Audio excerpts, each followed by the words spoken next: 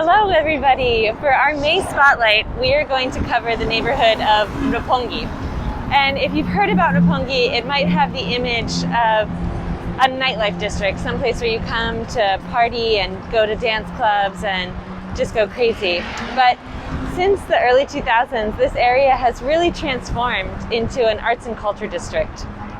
And so today we're going to focus on some of the cornerstones of the art and architecture. But to take you back a little bit farther, Roppongi and where it gets its name from, they say that this was a forest, and there were 6 huge trees. They could have been Zelkova, they could have been ginkgo, but that they marked the area. And so Roppongi is 6-tree area.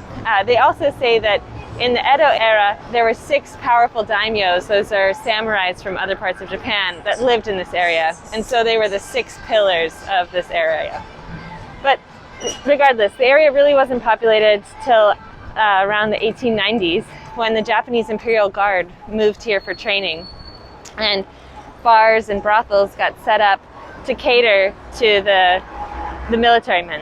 And then after World War II, Americans came in and had their barracks very close to Roppongi, and so even more bars and restaurants and brothels were set up to cater to the military men. And so I feel like that's when it cemented itself as a nightlife district.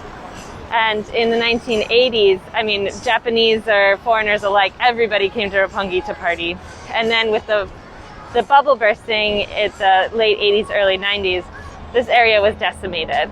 And that's kind of what brought in the development from the Mori Architecture Group and the Tokyo Midtown Group that we're going to see, that brought in more businesses and residential areas, and then the birth of the museums that are here. And another interesting thing to note is that Roppongi has always been associated with international people. And so during the Taisho era, there were a few embassies that were set up here in this neighborhood. And even today, 43 international embassies are located in Roppongi.